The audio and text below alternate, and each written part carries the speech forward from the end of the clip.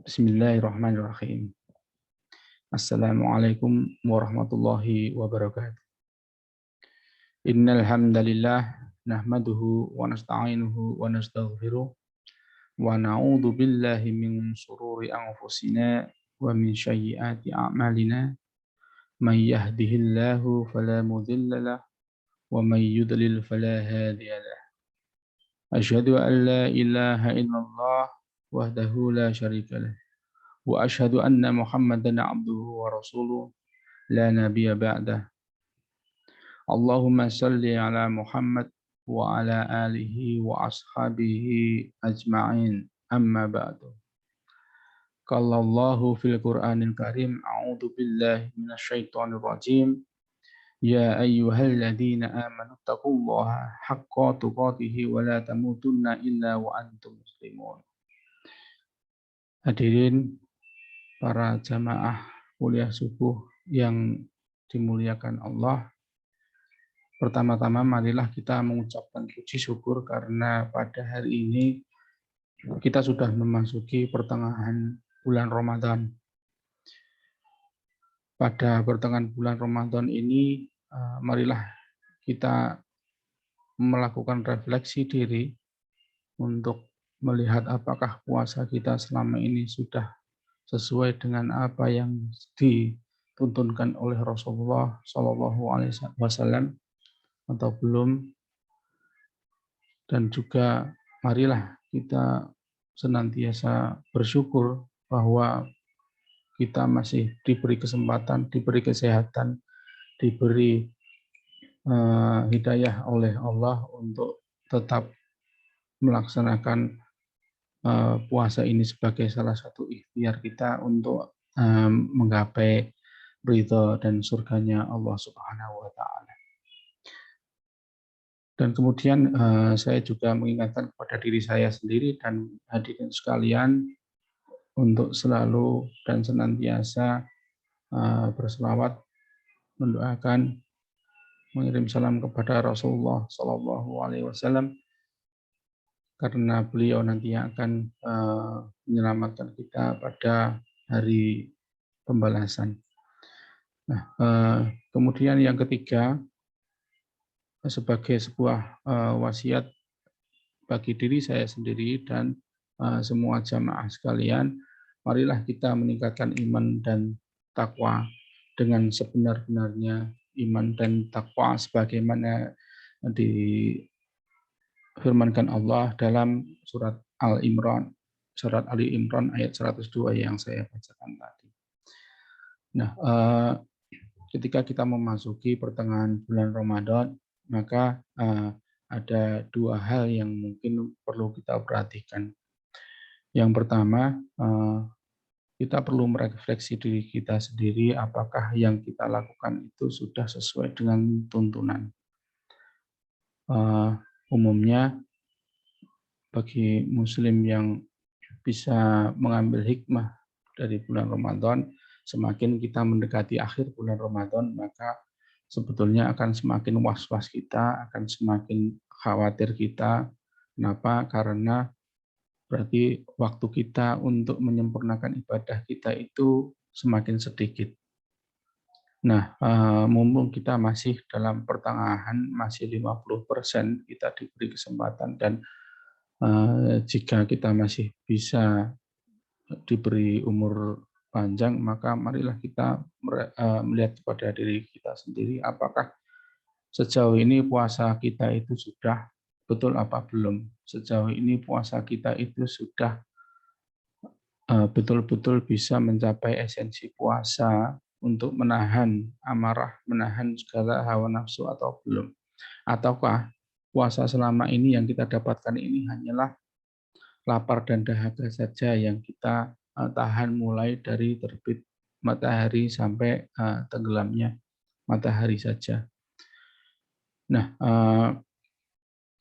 hal yang perlu kita perhatikan di dalam berpuasa salah satunya adalah niat. Bisa dikatakan niat ini adalah inti atau nyawa dari ibadah puasa kita. Kenapa? Karena dari niat inilah kemudian ini akan menentukan apakah ibadah puasa kita itu bisa diterima oleh Allah Subhanahu wa taala atau tidak. Sebagaimana hadis riwayat yang cukup masyhur yang diriwayatkan oleh Bukhari, Muslim dan empat imam ahli hadis lainnya, yang artinya kurang lebih amal itu tergantung pada niatnya, dan seseorang ya hanya mendapatkan sesuatu itu sesuai dengan niatnya. Barang siapa yang hijrahnya kepada Allah dan Rasulnya, maka hijrahnya kepada Allah dan Rasulnya tersebut akan diterima. Dan barang siapa yang hijrahnya karena dunia atau wanita yang hendak dinikahinya, maka hijrahnya itu sesuai dengan kemana dia hijrah.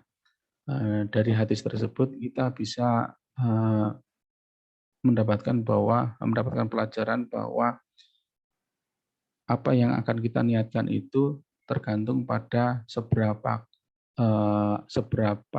tulusnya niat kita untuk betul-betul menuruti ajaran Islam yang dibawa oleh Rasulullah, yang digariskan oleh Allah, atau sekedar niat yang sifatnya itu duniawi.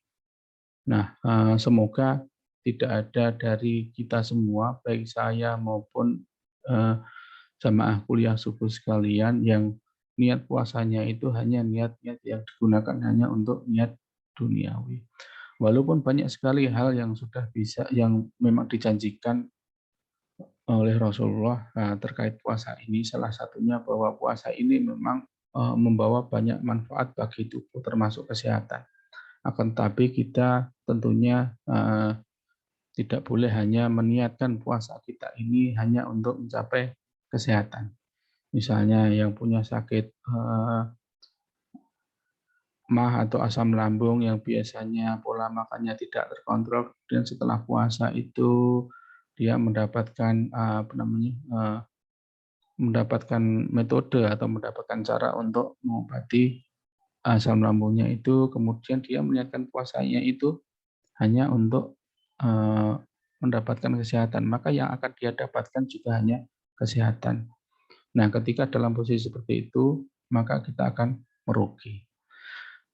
Nah, bagaimanakah niat yang seharusnya jika kita merujuk pada perintah Al-Quran, Al-Dhariyat ayat 56, wa ma khalaqtul jinna wal insa illa liya'budun, ya, yang artinya kurang lebih, dan aku tidak menciptakan jin dan manusia melainkan supaya mereka beribadah atau mengabdi kepada. Kata ibadah yang ada di sini dalam sejumlah sumber tafsir itu mengacu pada sebuah penyerahan diri kepada Allah, sebuah sikap untuk betul-betul mengabdi sepenuhnya kepada Allah, untuk mulai berserah diri dan mengikuti segala sesuatu yang memang digariskan oleh Allah tanpa syarat. Itu syaratnya hanya syaratnya adalah hanya berharap kepada Allah itu. Nah, dengan demikian maka puasa yang kita lakukan ini, seberapapun beratnya, seberapapun ini seberapapun kita itu selalu berharap untuk segera berjumpa dengan Syawal, maka kita tetap harus berusaha untuk selalu meluruskan niat kita bahwa puasa yang kita lakukan itu betul-betul untuk beribadah, betul-betul untuk dilakukan untuk mendapatkan ridho dari Allah. Nah, hadirin sekalian, semoga pesan singkat saya ini bisa bermanfaat terutama untuk saya sendiri maupun hadirin kuliah subuh sekalian. Jika ada salah-salah kata, mohon maaf. Jika ada salah-salah dalam menafsirkan ayat maupun hadis, saya juga mohon maaf, mohon dikritik. Kalaupun ada kebenaran, itu datangnya betul-betul dari Allah semata. Terima kasih. Nasrun minallah wa fathun qarib wa basyiril mu'minin. Wassalamualaikum warahmatullahi wabarakatuh.